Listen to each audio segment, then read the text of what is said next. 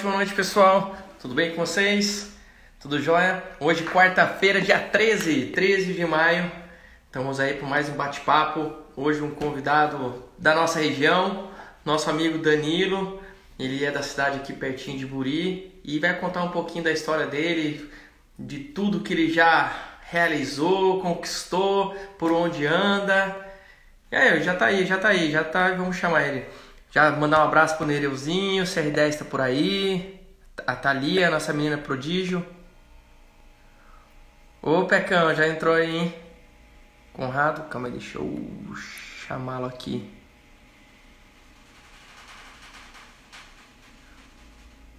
Eita, apertei errado. Aí, agora sim. Ué.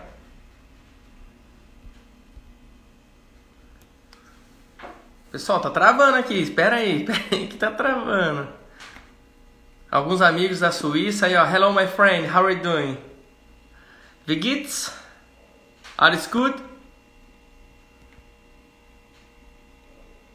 Danilo, eu tô apanhando aqui pra chamar. Aí. Agora foi.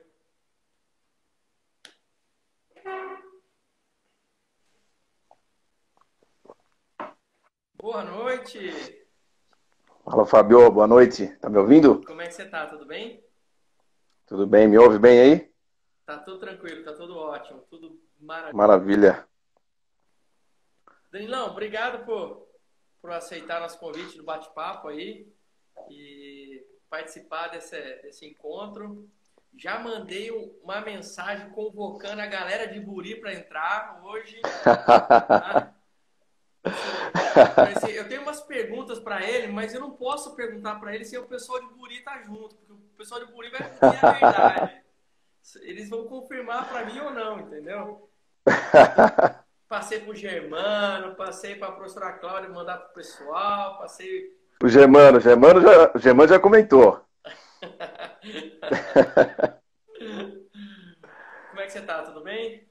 Tudo bem. Um prazer falar com você. Agradeço o convite e uma boa noite para todos aí que vão nos acompanhar.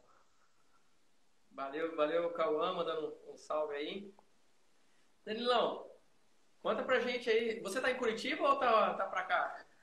Tô aqui quietinho em Curitiba, não saí daqui, tô aqui dentro de casa, como Já tá pede o frio aí ou não? protocolo. Chegou hoje de novo, cara. Aqui tá a chuva que ainda não chegou, mas o frio chegou. Mas tá bem quente. Ultimamente, sim, Tá bem tem feito seco, né? bastante sol. É bem seco. Da chácara Não que tô eu quietinho aqui. morava, da chácara que eu morava ontem, o rapaz que comprou me ligou. O vizinho me ligou, né? Porque tá tão seco que pegou fogo, tudo lá, cara. Putz, que dó, cara, que dó. Estamos Caramba. torcendo pra cair uma chuvinha aí pra poder passar logo Aliviar um esse pouco. desespero que fica. Danilão, esse bate-papo nosso, acho que você deve ter dado uma olhada aí no pessoal, o Pedrinho participou. É mais Claro. para os nossos meninos, nossos alunos mesmo, né? Aprenderem, verem, conhecerem um pouquinho mais das pessoas, né? Hoje, você. Porque às vezes eles só enxergam de longe, não sabem tudo que você batalhou, correu, estudou, especializou, deixou de fazer muita coisa que gostaria, né, para poder Sim. atingir os objetivos. E eu acho que é importante eles conhecerem, né, pessoas vencedoras. Legal. Como você já comentou aí, eu sou aí da terra vizinha. E eu tô há 20. Cara, eu saí no final de 96. Eu saio de Buri para tentar ser jogador de futebol. Como todo garoto, toda criança e jovem tem aquele sonho, né? E você hoje está trabalhando com uma galera aí também, assim como eu estou aqui. E eu saio de Buri. A propósito, nós nos enfrentamos algumas vezes, talvez você não se lembre, mas na época. E eu saio de Buri com 16 para 17 anos para tentar ser jogador em Londrina, lá no PSTC, PSTC. que você conhece. E aí fiquei quase um ano no PSTC, não deu muito certo. eu retorno para Buri, tenho algumas experiências ali na região. Estive ali no Elosport tentando também um espaço, mas acabei parando cedo, não avancei nessa, não continuei o sonho, entendeu? E aí aproveitei que a minha irmã já estava em Londrina estudando, e eu retorno a Londrina, mas daí com foco somente em estudar. Como bem sabemos, poucos conseguem chegar num nível de alto rendimento. Num clube já é difícil. Chegar num alto rendimento, então, é para uma pequena parcela. Então, eu iniciei essa caminhada aí pela minha trajetória, tentando ser jogador também, saindo de Buri, encarando esse primeiro desafio na vida e acabou não dando certo, mas depois acabei retornando para a área. Não dando certo, mas dando certo. Pois é, exatamente. Acabei no futebol. A gente nunca sabe, imagina o nosso caminho, né? A gente no primeiro momento, quando não dá certo no jogo e tudo mais, você fala, poxa vida, queria que tanto acontecesse, mas a gente não sabe que tem coisas melhores para acontecer na frente, né? Pois é, exatamente. E aí eu retorno para Londrina, cara, e começo a estudar, e como o futebol e o futsal, de uma forma mais indireta, sempre esteve presente, né, no meu dia a dia, não de uma forma tão sistematizada, porque na época nós não tínhamos, acho que treinávamos uma vez na semana, e aí, mas por essa vivência esportiva, né, o tempo todo envolvido com futebol, com futsal, eu acabo entrando na Faculdade de Educação Física, em 99. Há muito tempo. Há um bom tempo, né? Eu entrei em 99. E aí começo... Eu entrei em 99 também, então não posso falar nada. Bons tempos. E aí na universidade eu tenho contato com o futsal, por meio do professor Wilton Santana, que hoje nós somos amigos, irmãos aí de longa data, desde daquela oportunidade. Eu tive num curso dele, veio meus professores para fazer um curso com ele, né? Inclusive te mandei uma foto, falei. Exatamente. No final do ano.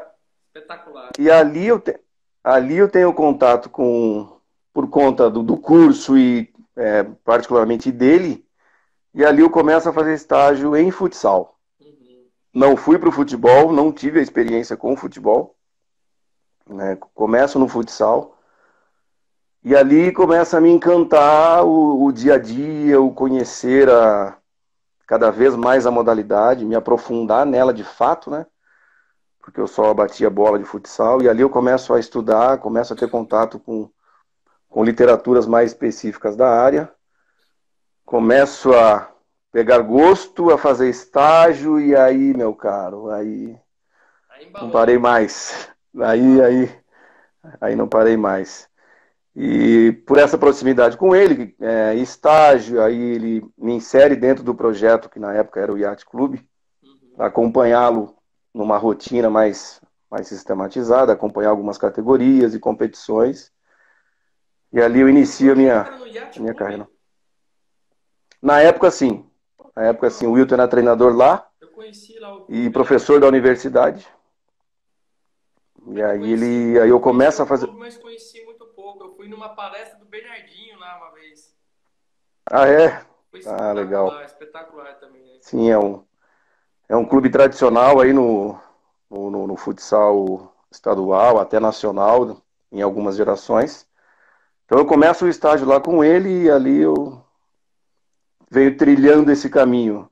E depois veio na sequência, eu entro no ensino superior, depois de essa experiência estagiando, depois à frente de projetos de extensão da universidade. Eu entro na universidade para dar aula no ensino superior. Também a convite do Wilton, porque ele está indo para a pública, está indo para a UEL, que é onde eu fiz aula com ele. Ele vai para lá e me convida para dar aula no ensino superior na Unopar.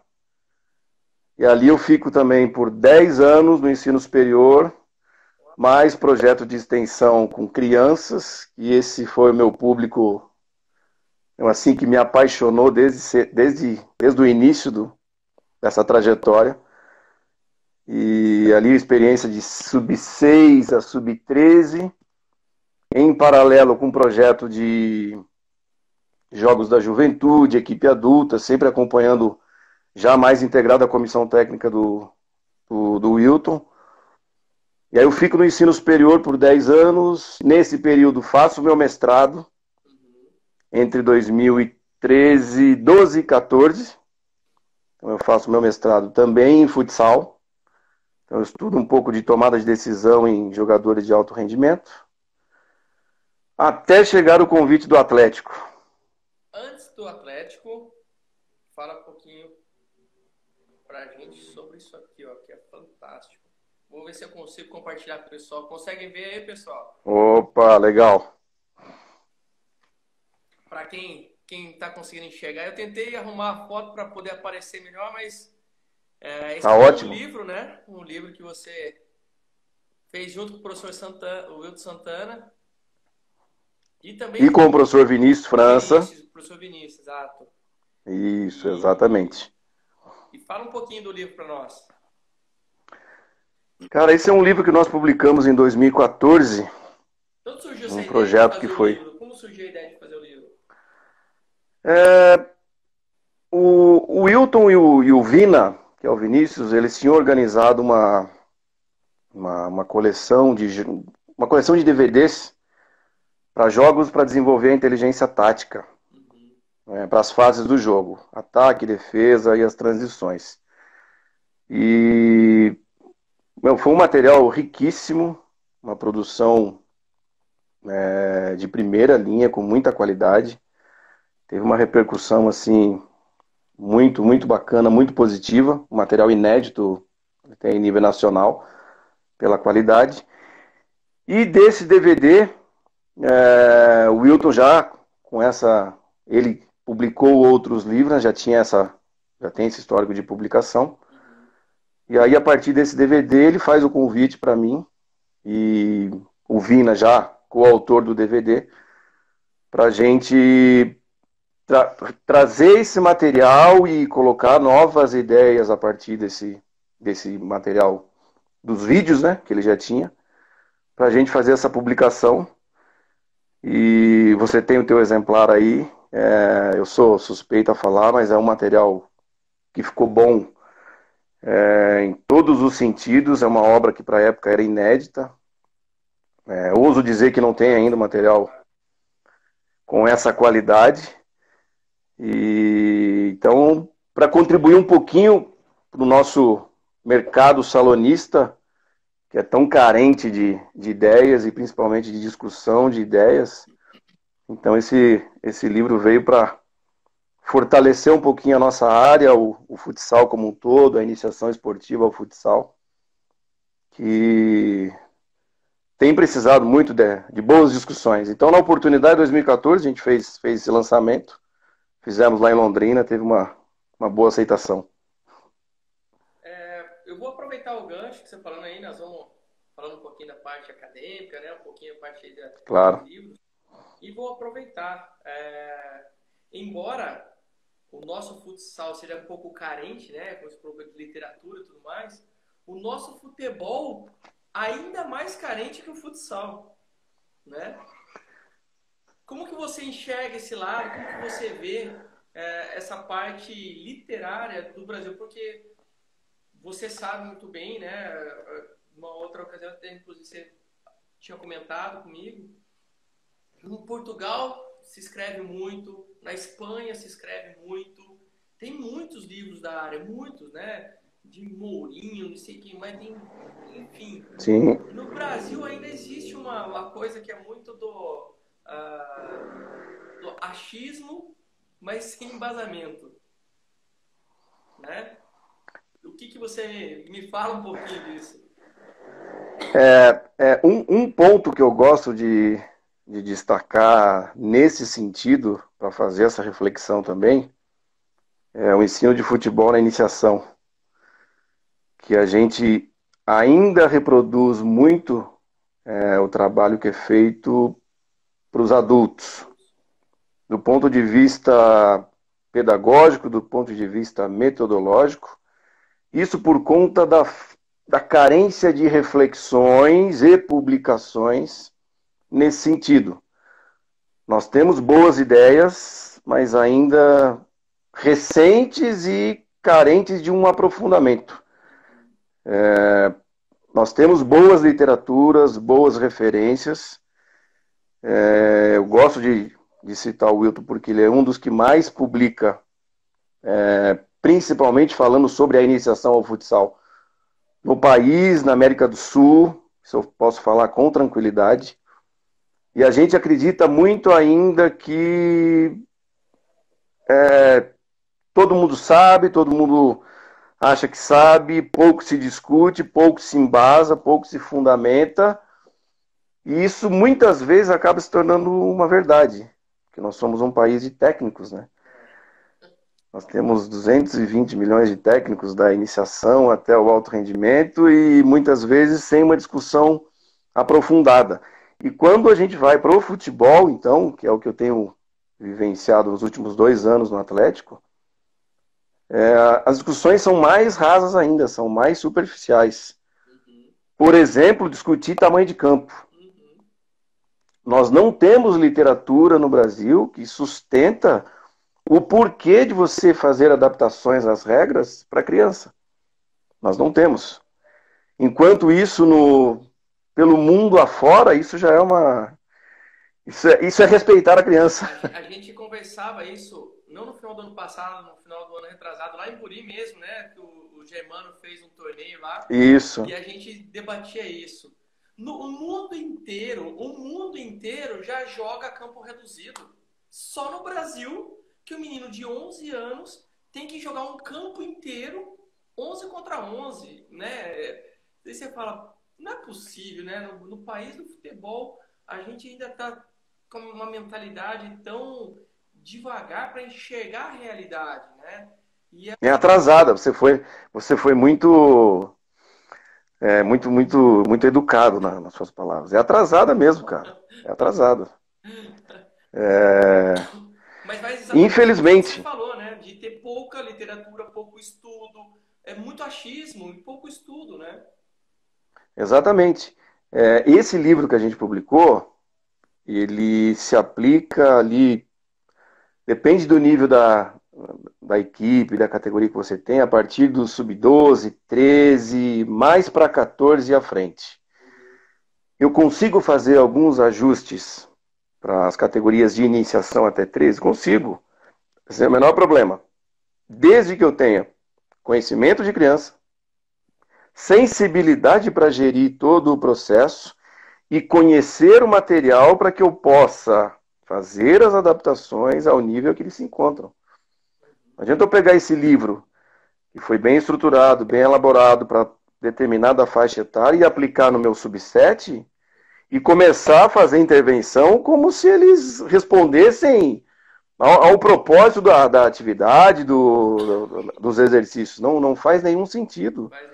É como fazer curso, como você falou que eu fui lá e fiz com o Wilton. Então eu vou fazer um curso que é de especialização, mas eu vou trabalhar lá na minha iniciação e eu quero resposta. Não, pera lá. Do que eu estou falando, né? Não, exatamente, exatamente. Eu comentava com os nossos professores essa semana, né? Eu acho que uma das palavras que falta, eu vou dizer mais para o nosso povo brasileiro aqui, né? Eu até debatia com o Fernando, que é um amigo nosso que está na Nova Zelândia, ele está nos acompanhando aí, um profissional espetacular, fantástico também. Que uma das palavras que mais falta para a gente é o feeling. O feeling. Porque o brasileiro tem a mania de pegar um negócio lá em cima e querer aplicar lá embaixo, só que ele não tem o feeling da criança que ele está trabalhando, ou do jovem, ou do grupo que ele está trabalhando. Eles olham lá, o Tite implantou o 4-1-4-1. Eles pegam aquilo que quer reproduzir com todos os times. Ei, calma lá. Você tem as peças que ele tem para você reproduzir, você tem o trabalho para... Então, é muito Ctrl-C, Ctrl-V no Brasil, né? E isso atrasa a gente demais, isso deixa meio... para amarrado você com ter uma uma coisa. ideia exato, e para você ter uma ideia sobre essa discussão de ajustes pedagógicos e, consequentemente, metodológicos para a iniciação, a Federação Paulista, via Mauro Silva, dá o pontapé inicial para Uhum, reduzir o campo em 2016. uhum, perfeito. Cara, faz 4 anos. Em 2016, eles começam, via federação, a começar a entender o processo de reestruturação do jogo de futebol na infância, cara. Em 2016. Você entendeu?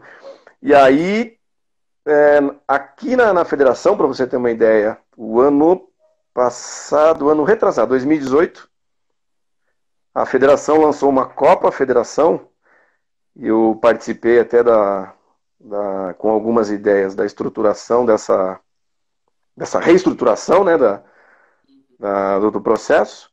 Nós tínhamos 4 equipes. O Paulista do ano passado, ele terminou o Sub-11 com 49 equipes inscritas.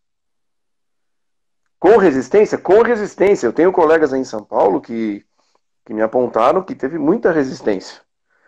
E aqui a gente enfrenta também muita resistência, porque não é futebol, é futebol de 7. É, é. Você entendeu? Então, a gente ainda está engatinhando nesse sentido. Eu desconheço outras federações pelo Brasil que tenham adotado essa nova, essa regulamentação do futebol na infância. Torneios, sim, torneios a gente tem alguns pelo Brasil. Uhum. A Gold Cup e a Iber Cup, que são 2 torneios que a gente participa com frequência, com o modelo europeu. A A Iber Cup Portugal Ibercup e vem de fora, né? A Ibercup vem de fora, exatamente. então. E a Gold Cup, o Roberto, lá de Goiás, ele traz também um modelo europeu para implantar e Aham. hoje é um sucesso. Então ainda as discussões elas são muito rasas, superficiais, ainda o achismo de que isso não é futebol, ele prevalece muito, mas a gente está avançando, a gente está evoluindo, a aceitação ela está Eu vou contar aumentando. uma coisa que eu acho fantástica, né? Quando eu fui para a Suíça, né, em 2014, foi meu primeiro ano que eu fui dar treino na Suíça. Eu cheguei lá, toda essa adaptação, né? Eles têm desde lá do começo, dos 7, 8 anos, já adaptado no campo, 4 contra 4, não sei o que, vai aumentando o gol, vai aumentando as traves, né, as balizas, vai aumentando o campo, até o sub-14, que ainda não é a regra oficial, no sub-15 começa a regra oficial. Eu achei fantástico tudo. Aí eu fui no final de semana que abaixo de 9 existe o campeonato, mas eles fazem em, em torneios, né? Torneio para não ir num dia fazer um jogo só, eles fazem vários torneios. Então a Sim, criançada faz 3 jogos de 15 minutos, então e aí eu lá assistindo o jogo, 4 contra 4, e o goleiro tá não sei o quê. Daqui a pouco eu procurando, eu olhando, todo mundo falando lá, o alemão suíço, né? Eu não entendendo nada, porque o alemão suíço é difícil demais. Eu até fiz umas aulas em alemão, mas é totalmente diferente. Aí eu lá acompanhando, olhando, prestando atenção em nada, cadê o árbitro? Cadê o árbitro do negócio? Cadê o juiz? Não olhava em nada, não sei o quê. Até 9 anos não tem árbitro, não tem juiz. Eu falei, isso autogestão do jogo. é fantástico. Quem decide as coisas são as próprias crianças. Que coisa fantástica, sabe? Você dá a eles a interpretação do Autonomia. jogo, saber que tá errado, saber que tá certo. Daí, inclusive, o time, né, que eu tava lá, né, que a gente tem uma parceria, é um time pequeno, sabe? E tava jogando contra o Basel, que é o melhor time do país, né? E jogando um jogo duro, tá, não sei o que, um jogo bom, 1-0 pro nosso time, o Basel foi, virou 2-1, acabando, faltava 2 minutos, o Basel foi lá e marcou um gol. Aí a bola foi pra sair no meio de campo, o treinador, a comissão técnica do Basel, eles entraram dentro do campo, não valeu o gol não, foi falta no goleiro deles lá, pode voltar a bola pra lá. Não valeu. Quer dizer, só para o pessoal que tá entendendo aí, o treinador do time entrou dentro do campo para anular o próprio gol. O próprio gol. Sensacional. Resumindo, acabou o jogo, eu entrei, eu estava do lado do nosso time lá, né, da comissão e tal, eu entrei cumprimentar, aquela fila de cumprimentar, fui cumprimentar eles, falando em alemão, eu parei na frente do cara e comecei a falar inglês com ele. Falei assim, ó, eu não sei se você fala inglês ou não, eu só tô aqui para te parabenizar, tô admirado pela sua atitude. O cara ficou me olhando assim. Eu pensei comigo, ou o cara não fala inglês e não me entendeu, ou o cara tá falando, que esse cara é maluco? Eu fiz o que é certo, eu fiz o que é óbvio, né? Aqui é tão comum, né? O que ele tá falando? Pô, eu só fiz o que é certo, o que é correto. Mas eu saí encantado, sabe, de ver a ideia deles de ser progressivos, de não ter interferência, da criança poder tomar decisão, sabe? De ter o senso do que é certo, do que é correto, do que não tá errado. Poxa, foi fantástico. Isso passa pela cultura de formação, né, Fábio?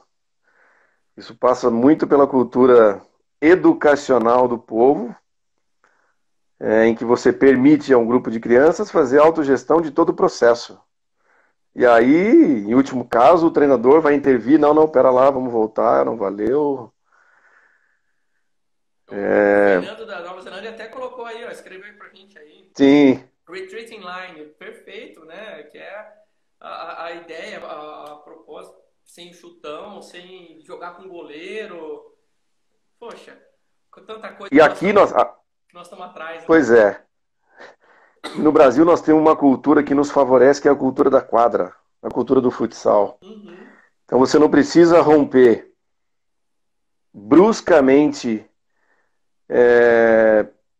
um processo de formação que sai de uma quadra de 40 para um campo de 105. Uhum. Isso é de uma incoerência absurda, cara. Absurda. Não há progressão pedagógica, não há uma transição, não há uma adaptação ao campo, que eles chamam de futset, mas é futebol. Exato. A essência ela está preservada. Eu só estou fazendo as adaptações porque é um jogo para criança, não é um jogo de adulto. Você entendeu? Então, no basquete se respeita.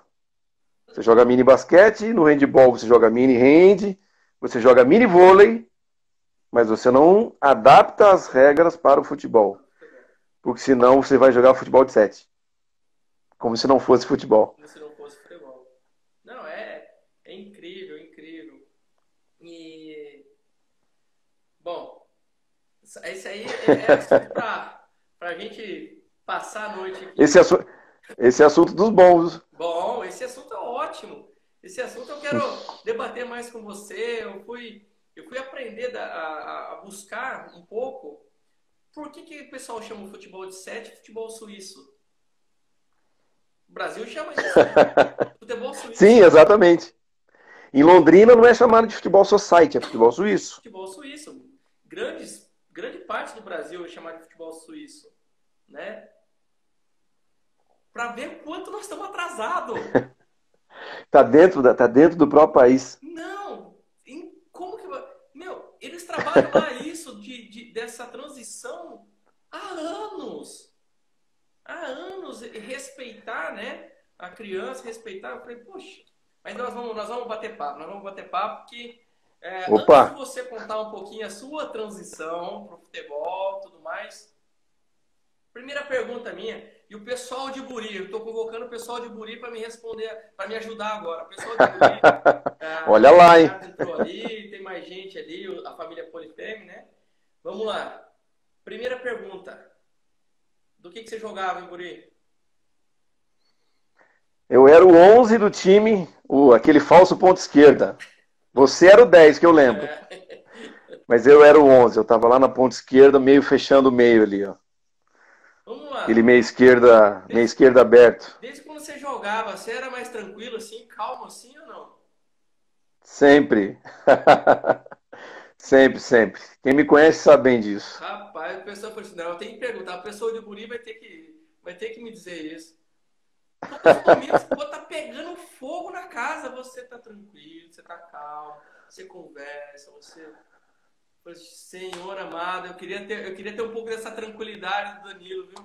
A casa tá pegando Olha, fogo, tem, ele fala, tem, calma que o fogo vai apagar, calma que... tem, tenho, tenho os meus momentos também, mas procuro sempre manter essa tranquilidade. Herdei do meu pai. Meu pai é assim. Até no Atlético, você aqui, no Atlético pega mais fogo, né? Até no Atlético você é mais tranquilão, não. Não, sim, a organização da gestão favorece bem. Ai, já. Mandou bem, foi bem, foi bem. Nos dá tranquilidade para trabalhar. Verdade. Me conta pra gente então, como é que foi sua. Você saiu de Londrina daí já direto pra Curitiba? Ou não? Você foi antes pra Não, Curitiba? cara, eu estava na universidade e aí a minha esposa, ela foi concursada em Campos do Jordão. E eu já ali, Danilo, posso te interromper? por favor, O Pedrinho, já tem um comentário aí, ó, então, o Pedrinho. Pedrinho, né? Semana passada tava batendo um papo, ele contou uma história dele, cara, que eu fiquei dando risada aqui, inclusive um outro pessoal me escreveu depois, viu, a história do Pedrinho é verdade mesmo. É verdade essa história que ele pegou o ônibus lá, que fez negócio, fez entrar lá em Florianópolis, lá na Praia dos Ingleses. Rapaz do céu, ele contou toda a história? Não, ele contou o lado dele, é óbvio, né? Ele contou o lado dele. Se era todo, eu não sei também, né? Aí. Calma, mas ele pegou essa entrada na ilha foi intencional? Ele falou? Não, isso ele não contou, não. Estava planejada a entrada? Não, não, não, não. Ele falou que não estava planejado. Ele falou que não estava planejado. Ah, bom, então ele contou a história real. Ele falou que achava que era do Cara, lado da estrada, o restaurante que era do lado da estrada. ele confundiu os nomes do restaurante, cara, e fez a reserva na maior tranquilidade, com toda a sua experiência. E aí, daqui a pouco, a gente chega no lugar, não é aquele. Falei, bom, a gente vai jantar aqui perto, né? Aí ele começa a entrar na ilha. Falei, Pedrinho, o que tá acontecendo, cara?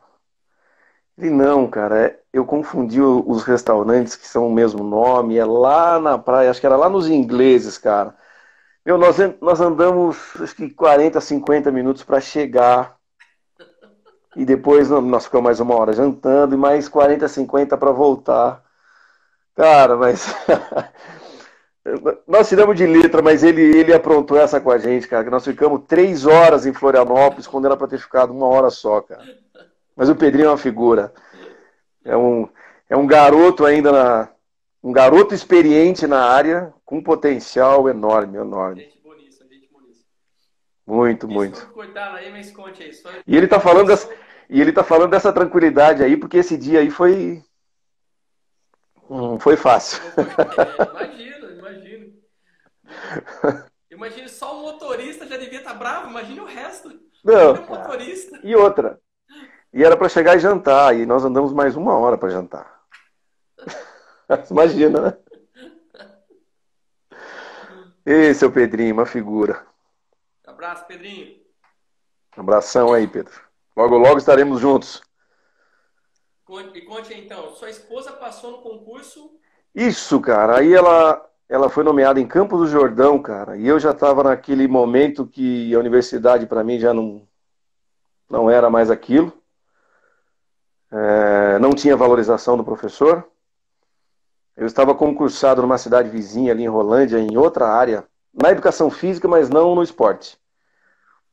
E aí aproveitei esse gancho dela tá mudando. Eu falei, bom, agora eu vou lá para a Serra, vou embora, respirar um ar puro e depois eu penso no que eu vou fazer.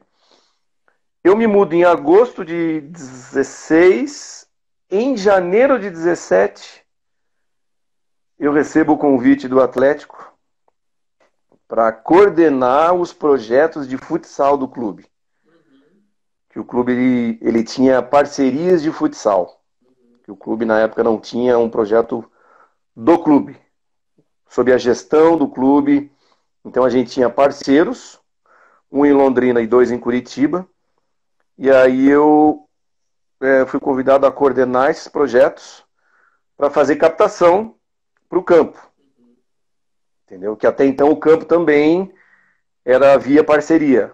Então a gente fazia a captação eu viajava, né, o estado quase todo e as principais competições do Brasil, essencialmente para fazer a captação para esse parceiro do campo, para posteriormente entrar no sub-14 do clube. Essa era... E monitorar os garotos dos nossos parceiros para aqueles que apresentassem potencial, para a gente começar o processo de monitoramento também dentro do campo.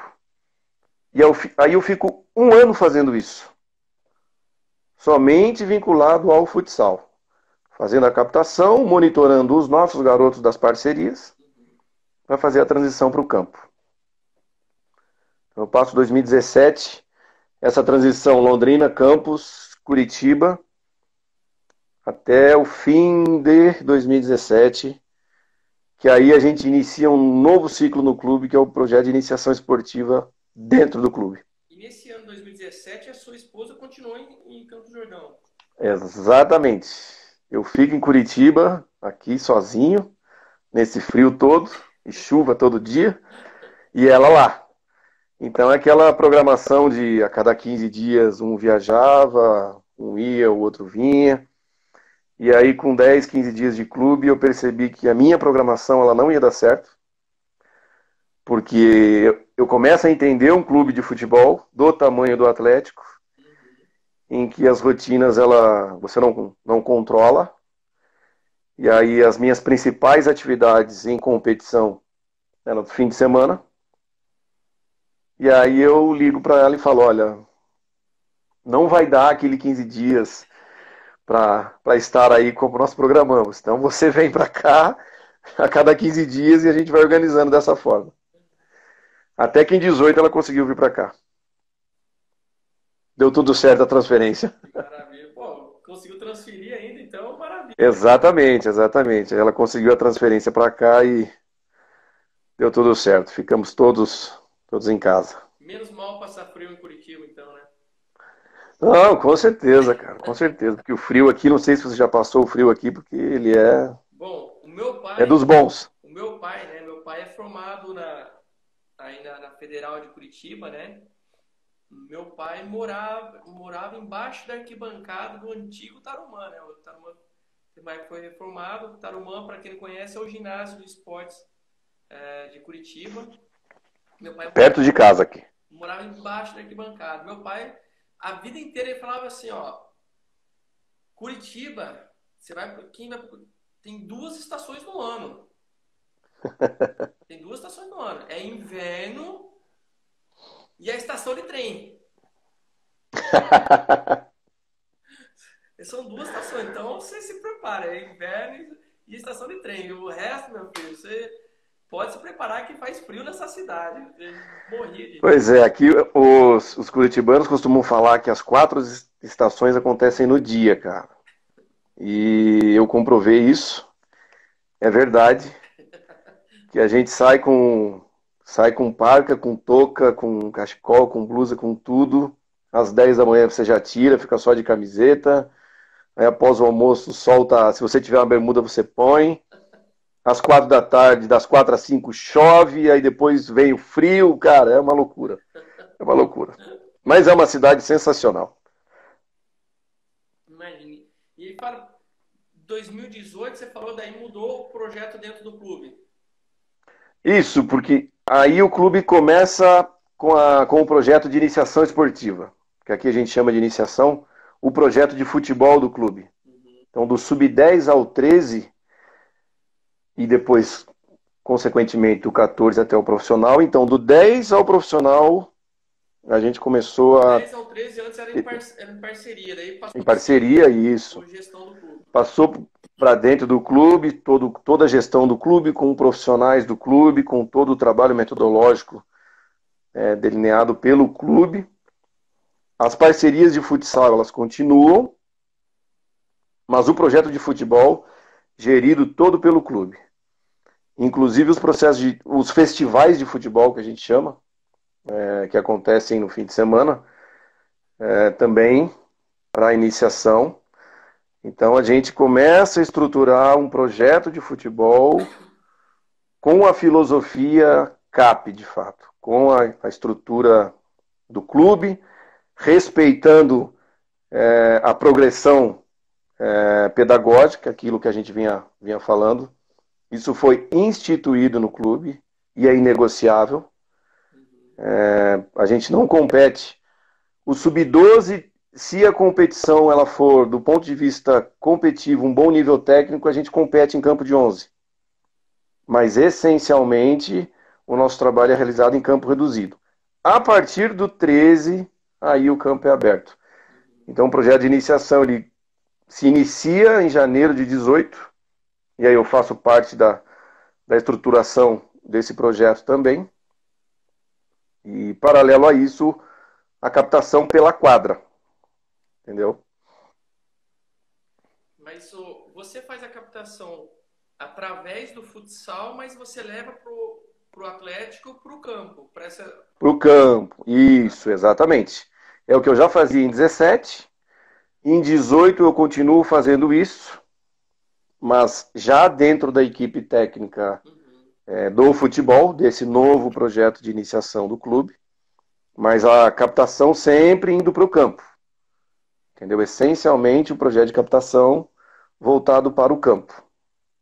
Eu me lembro o ano passado, né? O ano passado eu tive a oportunidade de estar em Curitiba, eu conversei com você, fui para conhecer lá o CT e você me falava da sua vontade de montar o futsal do Atlético, propriamente dito, né? Porque o futsal o Atlético não tem o futsal dele próprio, né? E a sua vontade, inclusive, era que você falava, eu estou sondando um terreno aqui atrás, aí eu convenci o pessoal para construir um ginásio aí no terreno do lado aí. E como que você vê isso? Você também tem a vontade do futsal do Atlético ser representado também no futsal, né? Ou você vê que não há essa necessidade, e sim os parceiros de trabalhar no futsal e fazer essa transição? Então, em 18 a gente encerrou a última parceria de futsal para colocar o futsal dentro do clube. Certo. Perdão, 19. Minha esposa acabou de me corrigir aqui. Final de 19, que a gente... você tá aí, hein? Que maravilha, hein? Exatamente, de imediato aqui. Imagine se ela tivesse lá em Campos do Jordão. Não, se ela tivesse em Campos eu já tinha dado informação errada. Final de 19, então a gente tem a parceria durante 19 todo, já com um processo de gestão metodológica mais próxima, porém não no formato que nós idealizávamos, um projeto de gestão do clube mesmo. Aí no fim de 19 a gente encerra a parceria de futsal e traz o futsal para dentro do clube. Não deu tempo de iniciar por conta do Covid, mas toda a estrutura, a programação, os garotos de campo, eles farão futsal, eles terão as rotinas de futsal, respeitando as rotinas do campo. Então, todo aquele projeto de gestão, acho que eu comentei com você inicialmente na época, uma programação voltada para a iniciação ao futsal e ao futebol. O futsal como complemento da formação do jogador potencial para se tornar um atleta de futebol. Então, a gente tem essa gestão agora, e assim que retornar, a gente inicia esse projeto dentro do clube. Que fantástico. Do sub-10 ao 13. Claro, né? Porque é onde faz a transição, né? Então, exatamente. E aí, até respondendo a tua pergunta, a parceria ela é essencial. Ela dá todo o suporte para que o clube possa captar os garotos, possa ter um contato maior com o parceiro e, se possível, você conseguir fazer a gestão metodológica desse parceiro, melhor. Agora, nada melhor de você ter um projeto próprio. Claro. Com um profissional do clube, sob a gestão do clube, dentro das rotinas do clube, um projeto no qual você pode... os dois calendários, eles podem ser ajustados em função dos objetivos do clube, do propósito do clube, das prioridades que o clube tem. Então o parceiro ele é bom, mas um projeto do clube é fundamental para que a gente possa qualificar o trabalho. Claro, com E certeza. como a gente não abre mão de excelência, nada melhor que ter um projeto dentro de casa. Com certeza, com certeza. E, e o mais legal de tudo que é que você já falou aí no meio da nossa conversa, né? Que vocês disputam campeonatos, por exemplo, sub-11, 11 contra 11, somente se realmente tiver um nível legal, que for de um interesse dentro do O que 11 não joga, só o 12. 12, perdão, dentro do que vocês programaram, né? Assim como um calendário, porque a gente sabe muito bem que seja a federação do futsal ou do campo ou não sei o quê, ou outras ligas, elas têm o interesse próprio delas na promoção. Até que ponto vale participar? Até que ponto vale a pena jogar, não é verdade? Exatamente, porque para nós o essencial é valorizar a formação das crianças. Primeiro enquanto criança, para depois pensar no potencial atleta. Uhum, E nada melhor do que valorizar a criança é respeitar a criança que joga futebol, respeitar a criança que joga futsal. uhum. Se nós entendemos que o organizador ele tem uma visão mercadológica e não de formação de crianças, para nós não faz nenhum sentido. Para nós é mais interessante treinar os garotos e promover torneios que atendam à formação das crianças. Posteriormente, uma formação para possíveis atletas, que não são atletas. Por mais que muitos chamem de atletas, isso é comum na nossa área, eles não são. O sub-14 e sub-15, eles também são potenciais jogadores. Que dirá uma criança de 10 anos? Exato. Você entendeu? Então isso está muito claro no clube, essa formação educacional por meio do futebol, por meio do futsal, por meio de outras práticas esportivas e culturais, para nós é essencial. Porque primeiro vem a criança, depois vem o atleta. E se o organizador está pensando no lucro e não na formação, para nós não nos interessa. Não, maravilha, maravilha. Essa... Ainda bem que a nosso bate-papo vai ficar gravado, tá? Depois nós vamos colocar no canal lá do YouTube do FutCracks. De repente a gente consegue mostrar para alguns organizadores, a gente consegue mostrar para alguns outros professores também, porque é importante, até para os meninos, né? Para todos os nossos alunos entenderem o por que a gente não participa de certos campeonatos. Por que a gente não vai? Exatamente. Ah, porque é legal que vai passar que agora tá na onda de o pessoal transmitir pelo Facebook e tudo mais, né? Por que... Gente, calma. Vocês estão querendo atropelar alguns processos que às vezes o pai às vezes não entende, né? O pai ou as outras equipes, outros, sei lá, gestores. Mas eu concordo muito com você. Eu acho que a linha de raciocínio é a mesma e excelente, ótimo.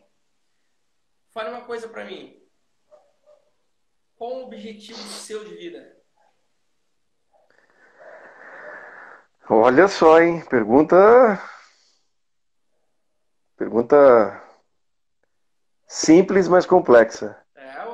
Ué, O meu objetivo de eu me vida inspiro nos melhores, então eu quero saber o que você pensa. é poder contribuir para que as pessoas ao meu entorno sejam pessoas melhores, cara. Se por meio do meu trabalho eu puder fazer isso, eu vou atingir meu objetivo. Seja no futsal, seja no futebol, seja na vida. Eu anseio muito que, que eu possa contribuir para que as pessoas sejam melhores. Que as pessoas se respeitem mais, por exemplo. Então, se por meio da minha ferramenta de trabalho eu puder contribuir de alguma forma, eu vou estar atingindo meu objetivo. Eu acho que a minha pergunta eu antecipei demais, devia deixar mais para o final, né? Puta que aprendizado nós estamos tendo aqui, isso é louco. Que Nós estamos maravilha. carentes disso, Fábio. E no esporte, cada vez mais. O Sim, esporte tratado como negócio, sim. ele deixa o ser humano de lado. Olha, E eu tenho me perguntado muito, inclusive converso com a minha mãe, né? Tenho me perguntado muito, sabe, Danilo? Porque todo mundo tá nesse desespero todo, essa pandemia, nós já estamos indo para 2 meses e tal, todo mundo fala assim, ah, as pessoas vão dar mais valor para isso, as pessoas vão dar mais valor para aquilo, não sei o quê. Realmente, da boca para fora tá acontecendo isso. Mas e a realidade? Não está tendo muito esse respeito, não. O pessoal vai no supermercado de qualquer jeito, sabe? Querem comprar, fazer compra para o ano todo, mas esquece que o outro também quer comprar pão, né? Então, tem hora que eu falo assim, mãe, eu tô achando que o mundo vai se fechar cada vez mais. Claro, todo mundo usando máscara, eu vou visitar minha mãe, né? Levo as coisas para ela, vou ajudar ela, tudo. Você passa na rua com alguém, o medo tá tão grande que a pessoa vira. Ei, bom dia a gente pode dar ainda, viu? Bom dia, como é que você tá? Isso não passa vírus, você falar.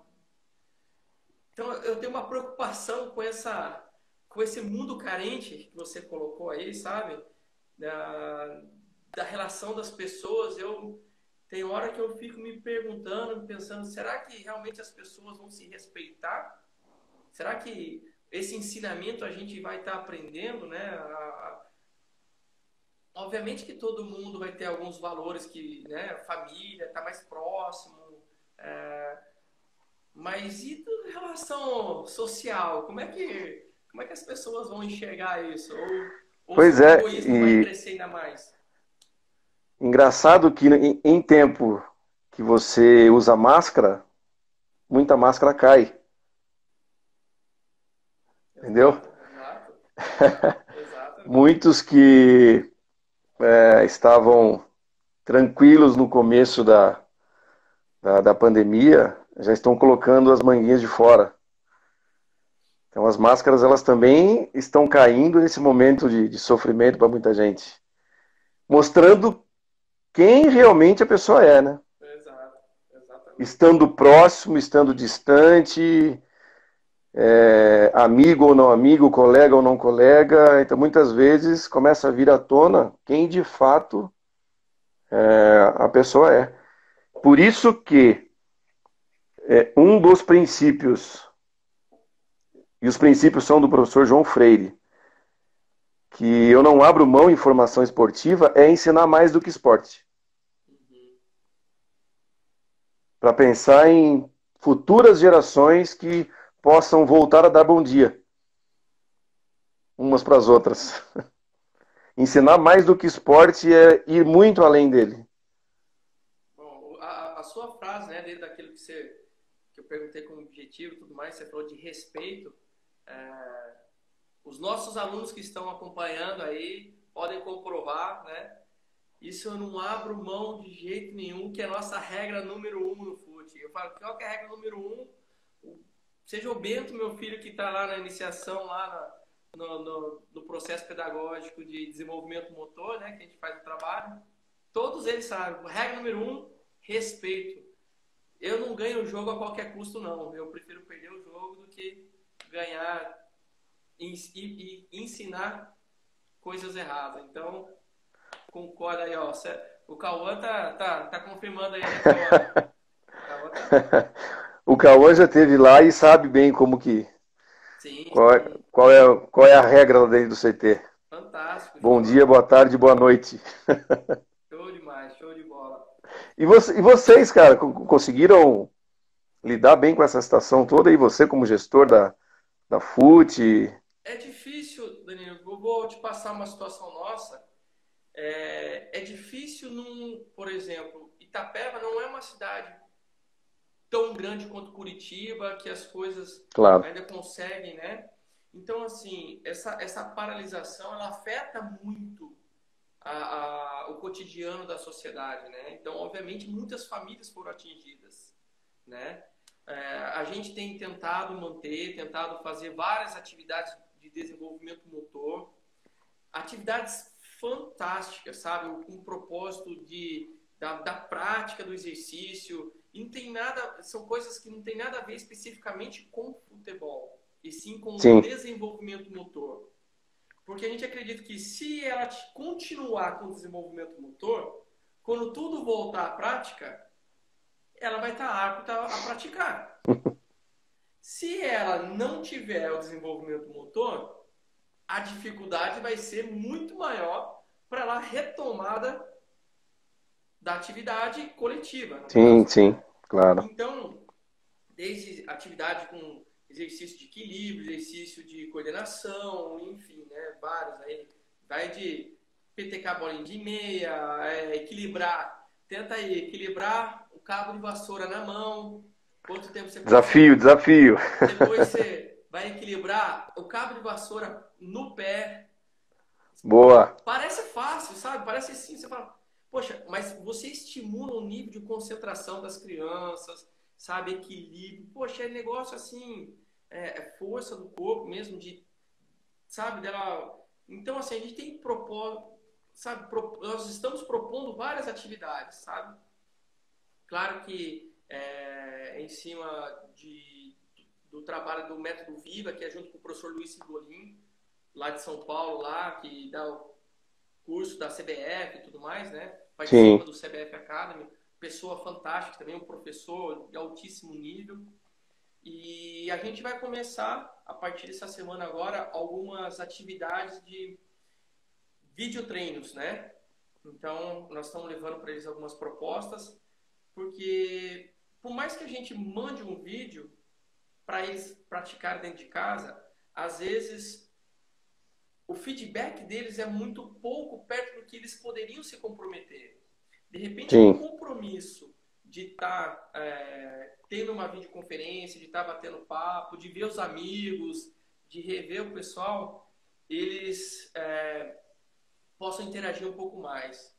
A minha preocupação maior, né, nessa parte como educador, eu acredito que vários pais estão aí, também tem um pouquinho desse lado, é o excesso, não que não possa ter, eles estão na geração eletrônica, né, chamada geração eletrônica, não que não possa ter, mas o excesso está demais com a parte eletrônica, né? Então, o tal do jogo Free Fire aí me mata, eles não podem perder 5 minutos para fazer uma atividade, mas ficam 3, 4 horas jogando o tal do Free Fire aí, que é vício da molecada, né?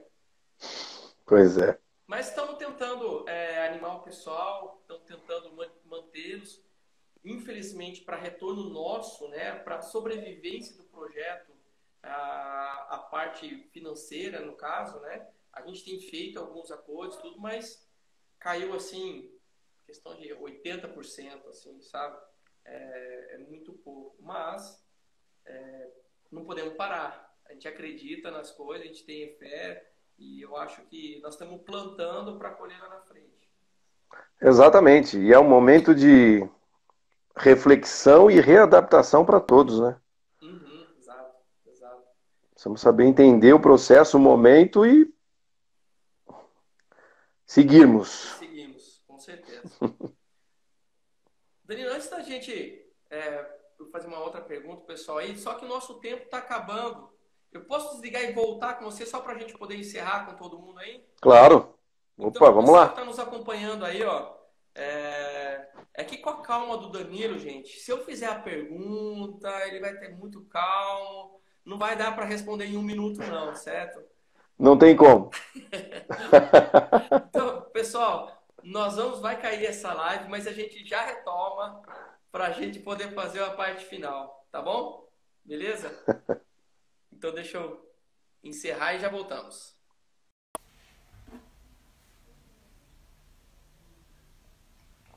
Estamos de volta, gente. Estamos de volta aí pro bate-papo com o Danilo. Eu demorei um pouquinho porque apareceu uma outra opção ali na hora de salvar que eu não sabia não. Então por isso que eu demorei um pouquinho para voltar. Essa tecnologia vai mudando muito rápido daí.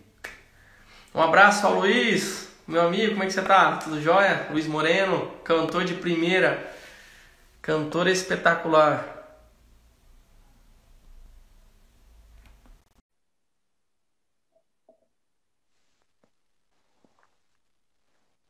Danilo, eu demorei um pouquinho, eu tava até comentando aqui. Eu te ouvi, cara. Cara, eu não sabia que agora já dava pra salvar o vídeo. Eu fui pra salvar, apareceu uma outra opção. Falei, e agora o que que eu faço? Cara, eu não faço a mínima ideia disso, cara. Eu falei, como é que eu. Não, eu não quero, eu quero salvar. Como é que eu. Que caminho que eu vou aqui? Mas deu certo. Deu certo, tá bom. Tomara. Bom, eu quero que salve. Eu não posso perder esse vídeo de jeito nenhum. Quero que salve. Isso aí. Danilo, o que que. Uma pergunta agora, na verdade, né? É, eu perguntei a última, já te perguntei a última pergunta antes, né? Mas agora eu Aham. quero, na verdade, você conhece um pouco da nossa realidade, conhece um pouco da realidade de Buri, embora você não viva mais aqui, né? Mas você conhece muito ainda. Sim. O que você enxerga e vê que cidades interioranas como a nossa, né? Nós estamos longe dos grandes centros. Buri é a mesma realidade que nós. Para a gente ir para uma grande cidade lá de São Paulo é Sorocaba a 200 quilômetros. Se a gente for para o Paraná, Ponta Grossa está a 200 e 300 quilômetros. Né? 300. Então, Aham. uma viagem de ônibus custa R$ 2.000 para você levar um ônibus para um monte de gente. Mas como que você enxerga assim? O que que a gente poderia agregar às cidades interioranas como a nossa nesse, eu não digo nesse momento de pandemia, mas nesse processo de educação esportiva? Em que sentido você disse, mano? Porque assim, ó, o Germano a gente estava batendo um papo outro dia, né? E Aham. a gente luta muito com, porque as cidades interioranas elas vêm com aqueles costumes antigos, eles não são muito fechados para abrir novas ideias, abrir novos desenvolvimentos, eles não entendem todo esse processo que tem que ter de adaptação de campo, de quadra, respeitar Sim. a criança e tudo mais. Então, assim, às vezes a gente vai buscando ideias e parceiro, né? O Germano é um parceiro nosso, tremendo, além de amigo. Embora já fica aqui, tá, ó, tá registrado, o Germano tá devendo churrasco, prometeu, faz 1 ano e meio e até agora ele não pagou a gente, viu? Churrasco, Germano, tá devendo, viu? Tá devendo. O Danilo tá de prova que foi lá em Buri, tá? É verdade, é Prometeu, verdade. tá só fugindo. Mas então, assim, a gente busca, né? Só que a gente sabe que se depender do poder público, não consegue ajudar, né? Nós, como uma instituição privada, no caso, é difícil você fazer tudo sozinho, né? Porque os pais também não têm a condição de bancar, na verdade. Sim. Então fica um pouco longe de tudo. A gente já vive longe de ter um contato maior, frequente, ou mesmo no caso, por exemplo, o Cauã, que está sendo monitorado pelo Atlético, é difícil para o Cauã ir todo mês, uma vez por mês, para Curitiba, né? Mas que a gente pudesse fazer algo para evoluir o nosso lado aqui, Sim. né? O... E ficar menos distante dos grandes Entendi, centros. entendi. O que o Atlético tem feito,